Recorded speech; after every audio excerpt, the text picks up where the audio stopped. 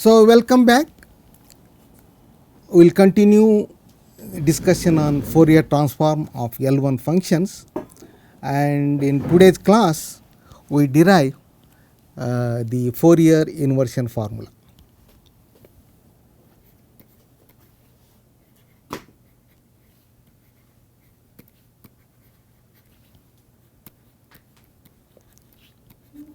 So, in the previous class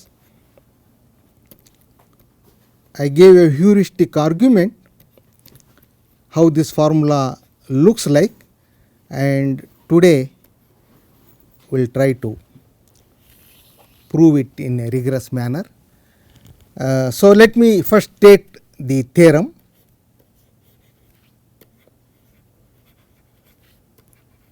Okay, so this is the Fourier inversion formula. So, suppose, so in this class and perhaps even in the next one, so I am working with Rn. So, all functions are defined on Rn, and integral again means integral over Rn. So, let me not repeat that. Okay. So, suppose f is in L1 function, and so its Fourier transform is defined, and suppose both are in L1. Okay. So, define. So, once f cap is in L1, so we can define this integral. So, 2 pi minus n by 2 integral f cap y e to the I x dot y. So, slightly differs from the Fourier transform. So, this is dy. Okay. So, if you compare the definition of the Fourier transform, this is nothing but the Fourier transform of the transform evaluated at minus x. Okay. So, we will just come to that in a point. Then f equal to f almost everywhere. So, this is the inversion formula we are looking for. Okay. So, similar to the properties of the Fourier transform we already done. So, consequences, okay, let me just write them. We will come to the proof in a moment. So, we have already seen that. So, same argument works here. F is continuous and vanishes at infinity.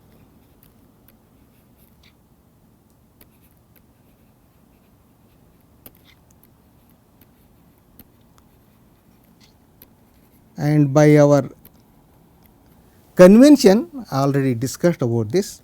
So, we also say that we say f is continuous in this case,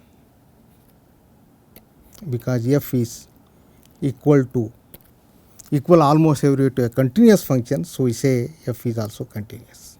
So, this is just a convention. Okay. So, that is the first one. Okay. The second one, uniqueness.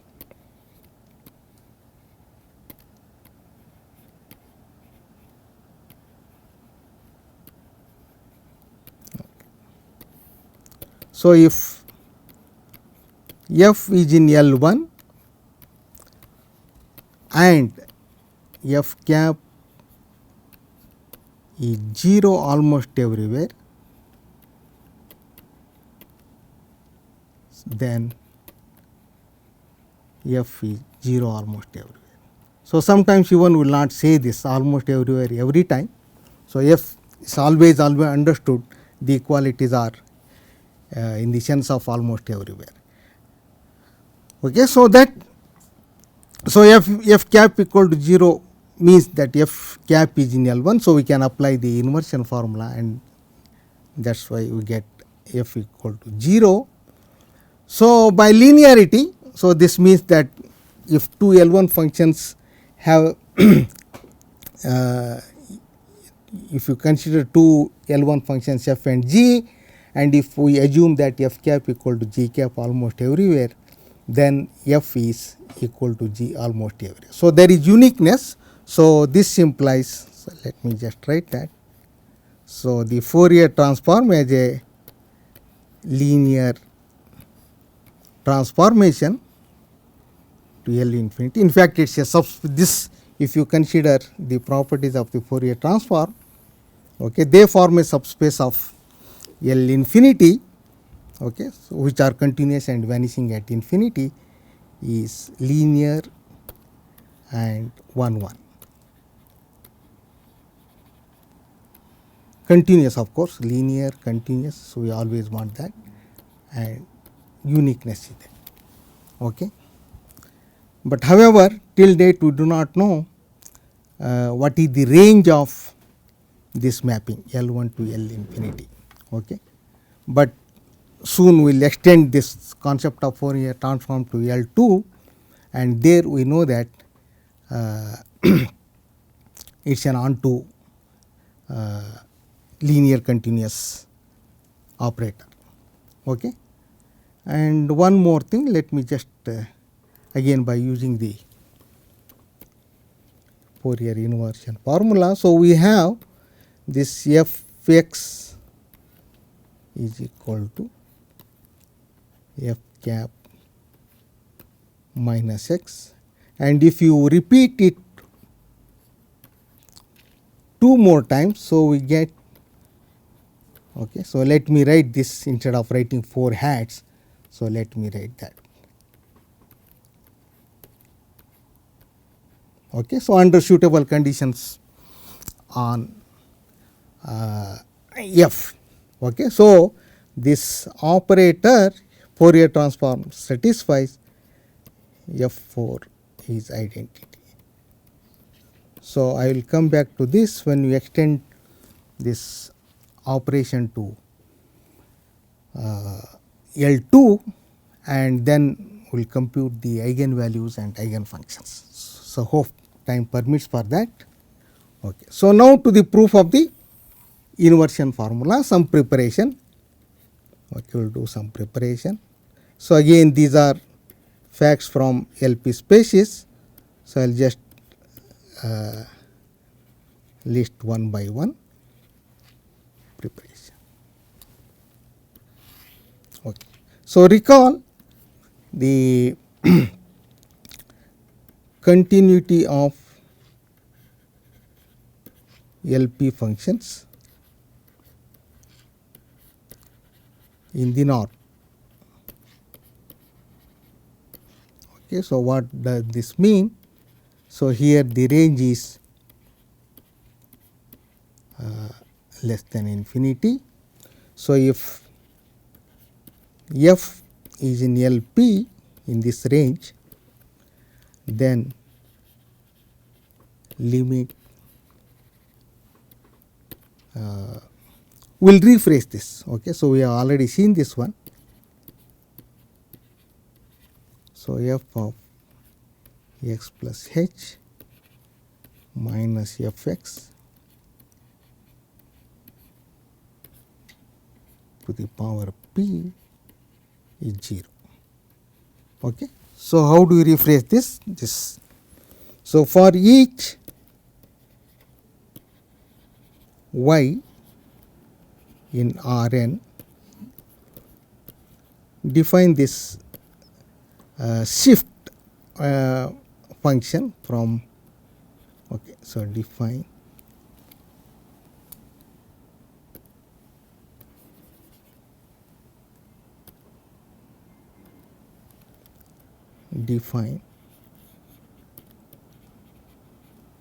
f of y x.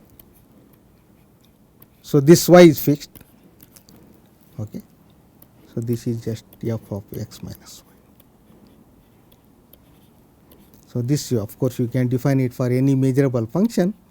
So, this is just so refreshing refreshing of the continuity in the norm is this following. Okay. So then it is equivalent. Then you consider this mapping Fy. Okay. So if F is in LP, this is on also in LP. So this is a mapping from Rn to LP. So this is a metric space, this is a metric space, and so this is continuous.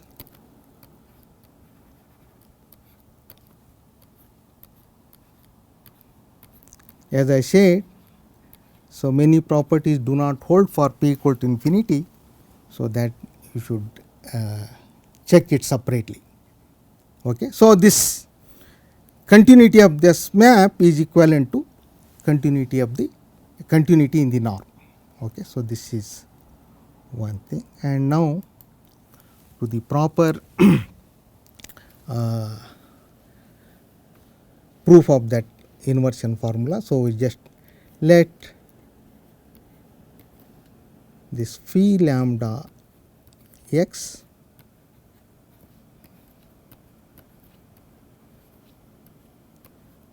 mod x square by 2.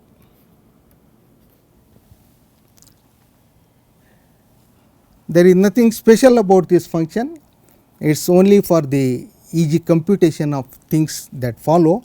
So if you look at closely the properties of these functions we use, so you see that there are many choices for such functions. Okay. So this is lambda positive.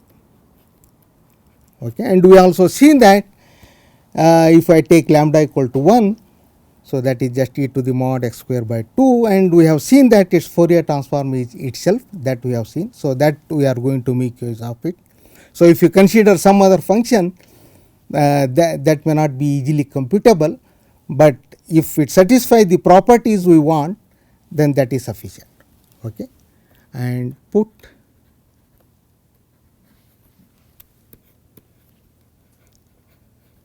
psi lambda x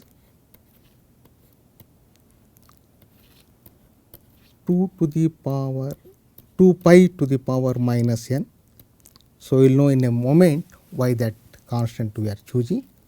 So this is integral pi lambda y e to the I x dot y dy. Okay.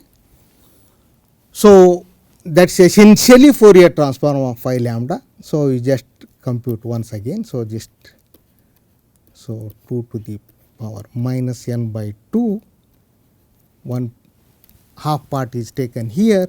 So we get lambda to the minus n by 2 e exponential. So let me write that minus mod x square by 2 lambda.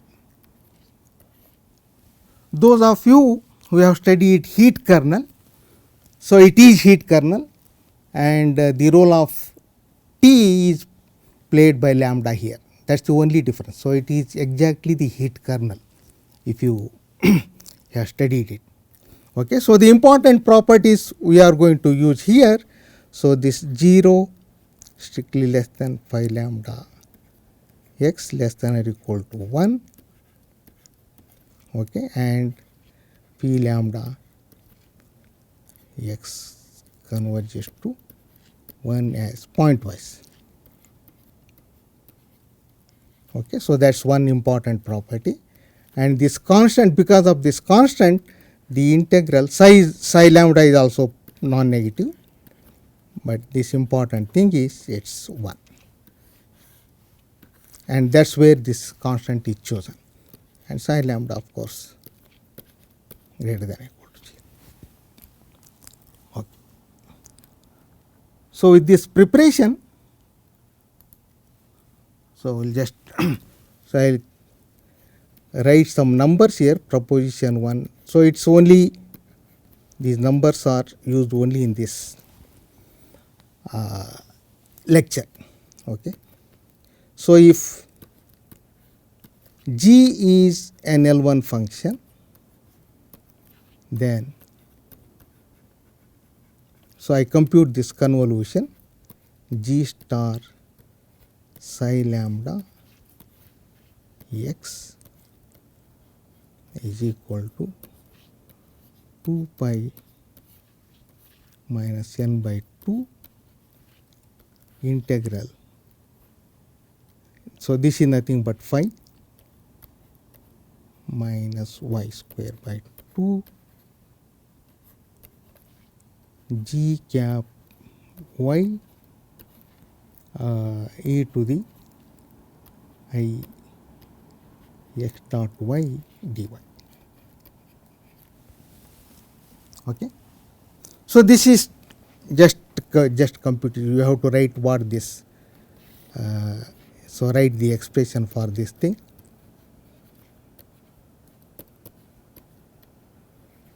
Write the formula for the convolution and substitute for psi lambda. Substitute. So, that is another integral. Substitute for psi lambda and then use Fubini and interchange the integrals. So, use Fubini and interchange the integral.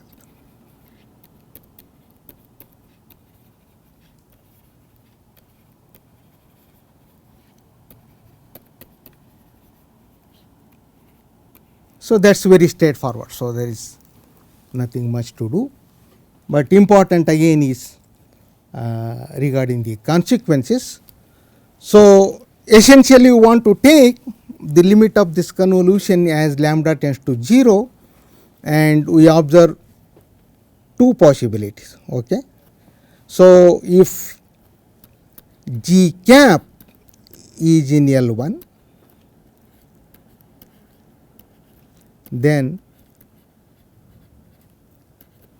the absolute value of the integrand is less than or equal to mod g cap and that is in L1. So, we can use dominated convergence. So, dominated convergence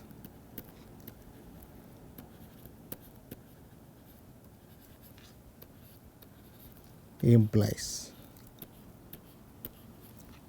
limit g star psi lambda x as lambda tends to 0 is equal and the integrand converges to g cap y e to the I x dot y as lambda tends to 0. Okay, so that is so 2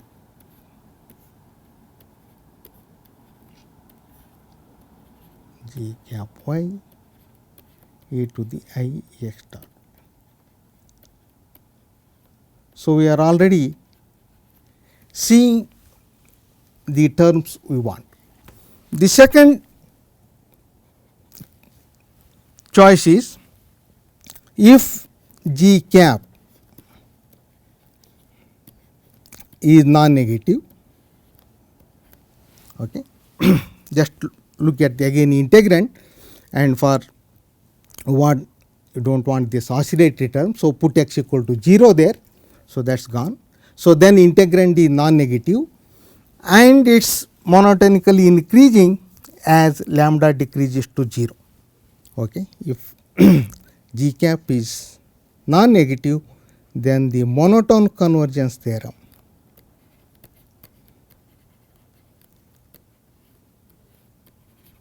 implies limit g star psi lambda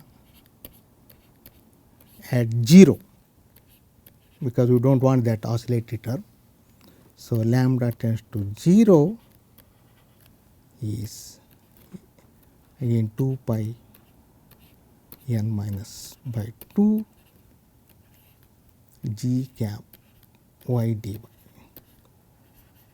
Okay. So, these two things we use later. Okay. So, second proposition, okay. So, suppose g is bounded function and continuous at x, then again the same limit. So, limit g star psi lambda x is g of x.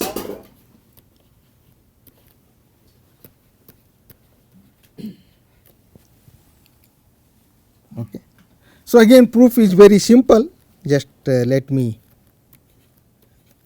write that. So, here we are using the property of psi lambda that its integral is 1 and it is non-negative. Okay. So, you just compute the difference.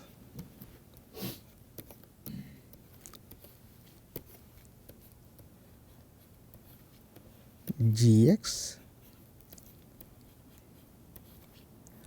sorry integral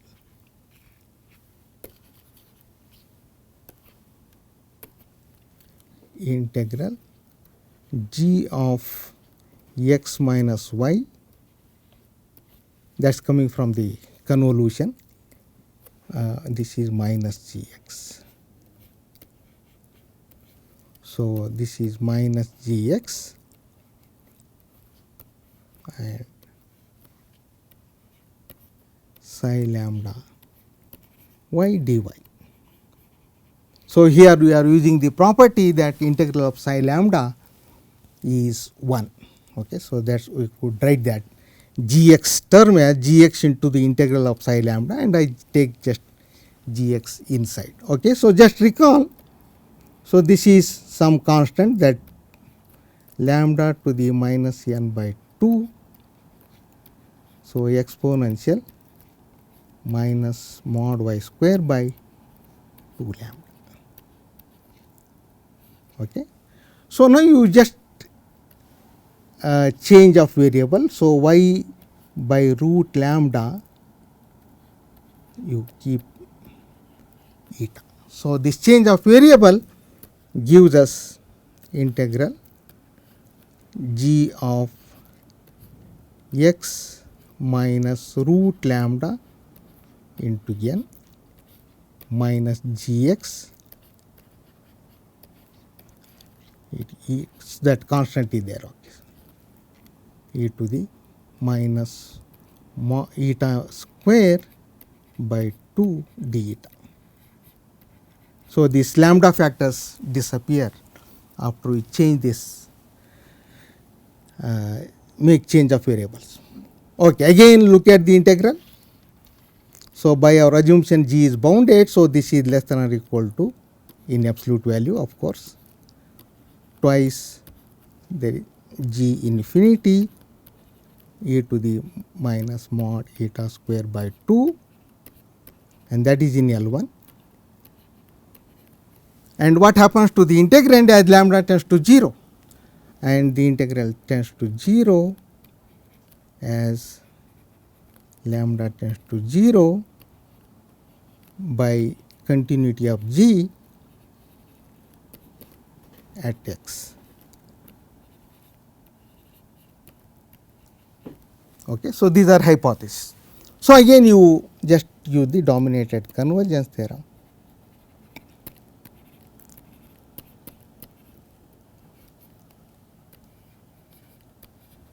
Okay. That implies the proof. So, proof is complete. Okay. So, one more proposition which is very similar to the modifiers we did. Okay, so, again this is, we can state it for all this p, but just to use it for p equal to 1 and 2. Okay. For 1 less than or equal to phi less than infinity, if f is in LP, so f star psi convolution psi lambda is also LP for all lambda positive. Okay. And so this is important. So we have this estimates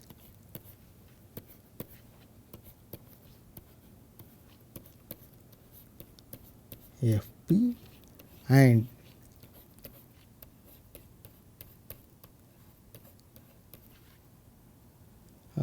minus F P tends to 0 as lambda tends to. This is exactly, the proof is exactly same as we did it in modifier case. Okay. Only thing here is the psi lambdas do not have compact support, but they are non-negative and integral is 1. That is all essentially used. Okay. So in general, okay, this is again a fact from measure and integration. So if a sequence converges to, since we are talking, so if a sequence Fn converges to F in the norm, it may not converge to the function almost everywhere, but there is a result. So it is attributed to Weil. So it is called Weil's lemma. A subsequence converges to the function almost everywhere. Okay. So let me just state that there exists a sequence lambda n positive reals converging to 0 such that if you take these convolutions f star psi lambda n and that converges to f almost everywhere. Okay. Fine. So with this preparation, now we come to the proof of the inversion formula. So let me just give that proof. Okay. So proof of inversion formula.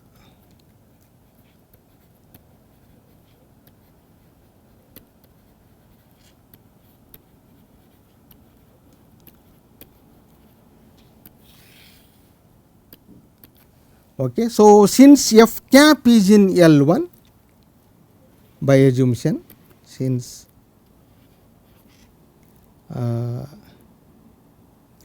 since f cap, f and f cap, okay, both are there in L1 by proposition 1,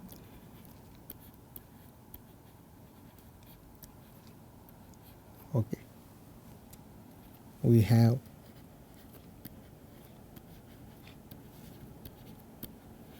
f star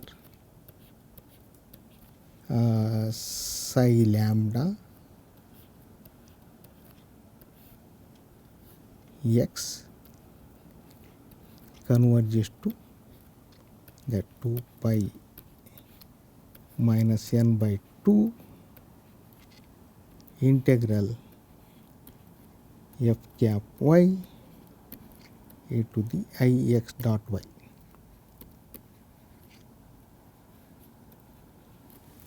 Okay. So as lambda tends to 0.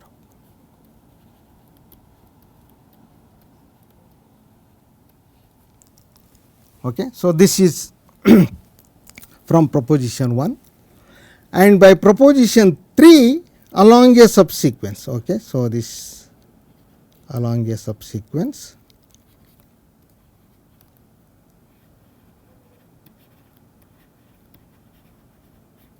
lambda n converging to 0, this we have fx.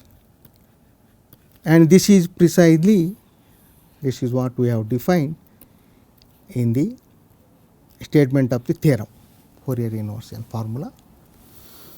Okay, so this converges to big f of x for any sequence converging to 0, and this is only along a subsequence, but limit should be the same, and that implies f equal to f almost every.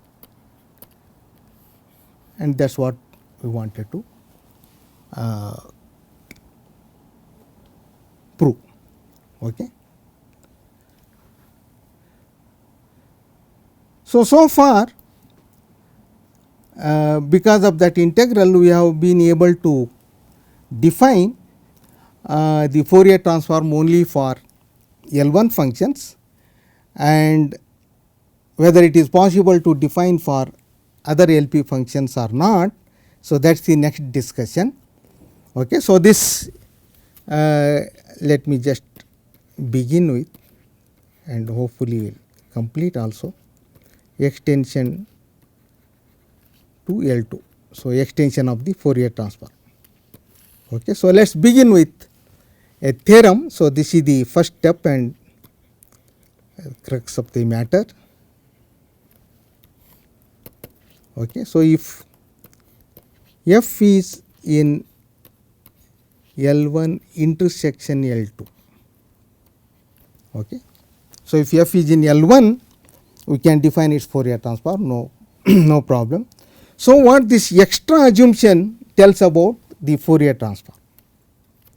Then, so we certainly know that f cap is a bounded function, but in this case f cap is also in L2.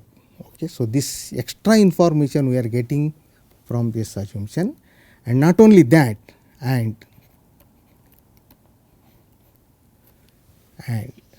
norm of f in L2 is same as,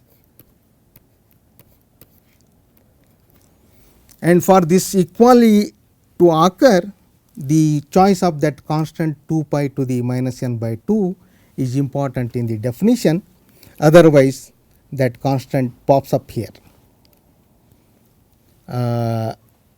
This okay. So, this is called Parseval's relation. So,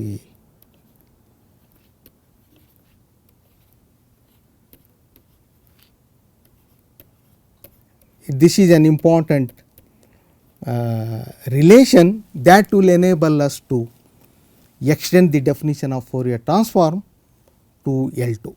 Okay. So, since all the preparation is done, so just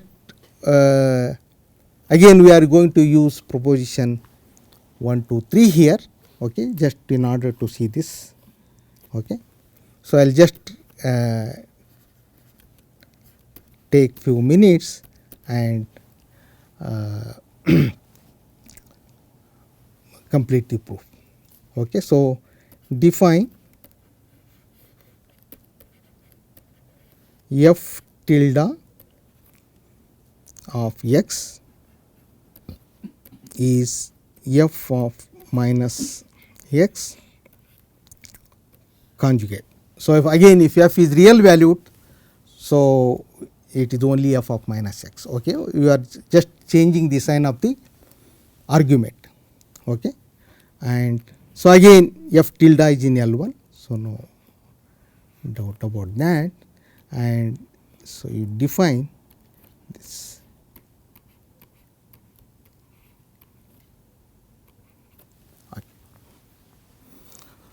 So, since both f and f tilde are in L1, so and the g is nothing but the convolution, so g is also in L1. Okay. So, I just leave it as an exercise.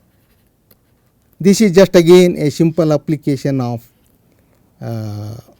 Fubini theorem. Okay. So, again this constant pops up here, because we have not included the constant in the definition of the convolution, only in the Fourier transform. So this f cap j. So this is just multiplication of functions j, and again it's very easy to compute. This argument change is only here, so you just get 2 pi minus n by 2 f cap j mod square. So it's non-negative. Okay, so the Fourier transform of, so this is just an application of Fubini theorem. So this is generally true. If you take two L1 functions, then the Fourier transform of their convolution is the product of the Fourier transforms putting this factor. Okay, it's very straightforward. Apply Fubini. Okay, so this so now recall again proposition 1, 2. Okay, so that's what we are going to use, proposition 1, 2. So proposition 1. So what does that say?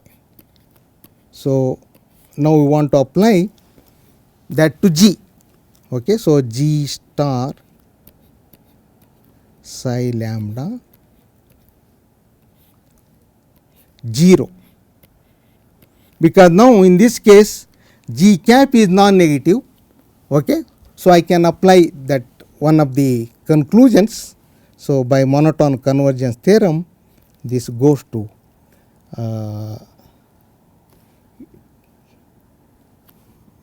there is this. Okay, this is plus. Okay.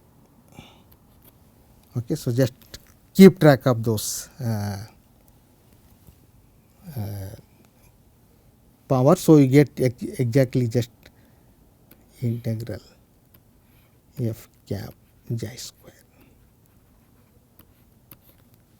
So when I try to extend the definition of the Fourier transform to L1 functions, and in this direction, let me start with this theorem. So if f is in L1 intersection L2, then f cap is in L2, and the L2 norm of f is same as L2 norm of its Fourier transform, and this is called Parseval relation, and this is an important step in extension of the Fourier transform to L1 functions. Okay. So proof is already done in the sense that all preparation is done. So you have to just only apply proposition 1 and 2. Okay, so you start with this definition, f tilde x is f of minus x conjugate. So if f is real valued, so we can remove that thing, and G is the convolution of f and f tilde. So a simple computation shows that, so G is of course in L1 and G cap is this non-negative function 2 pi to the n by 2 mod f cap j square. So we can apply proposition 1 to conclude this. Okay, so this proposition 1 implies, and this just follows from the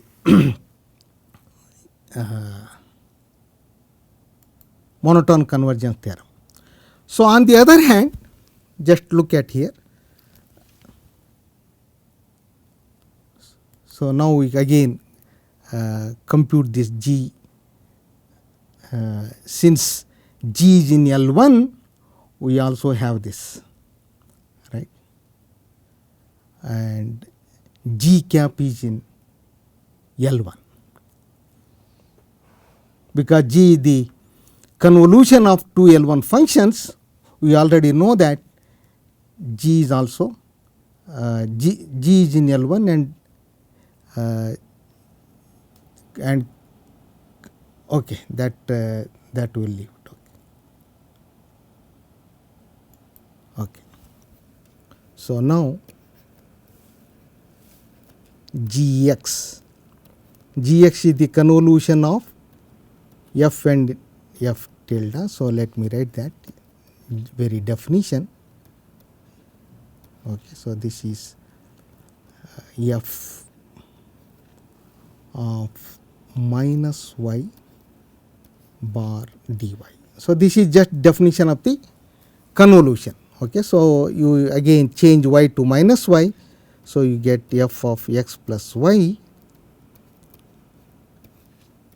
fy bar dy. And since we are assuming f is in L2, so let me write this as the inner product of f minus x. So we have introduced this notation with f. Okay, so this is L2 inner product.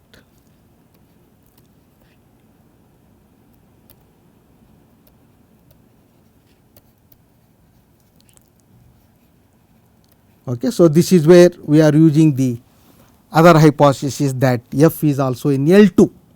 Okay. So now we know that, so by continuity of inner product, this is true in any Hilbert space.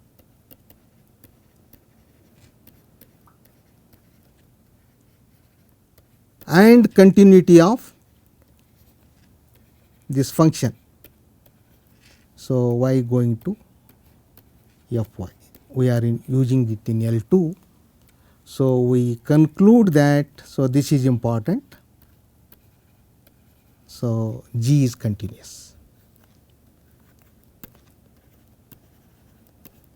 Okay, further by Schwarz inequality. So in fact we have to attach Cauchy name also, Bunyakovsky. So in a general setup this is called Cauchy-Schwarz Bunyakovsky inequality. Okay, so we have this. So G is bounded. So G is bounded and continuous, and again now you apply proposition 2 implies G star psi lambda. We are interested only in 0 because we already computed this limit at 0. So this is just at 0 converges to G of 0 as lambda tends to 0. But what is G of 0? G of 0, just you put x equal to 0 there, so f of minus y, and it's precisely you get f 2 square. Okay, but we have seen this one as already integral f cap j square.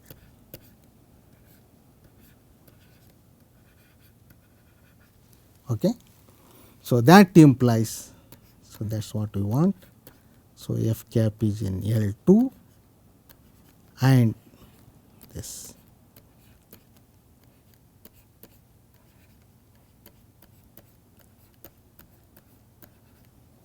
Okay, so this is the crux of the matter, and now the extension becomes very straightforward. So that we will take up in the next class. Thank you.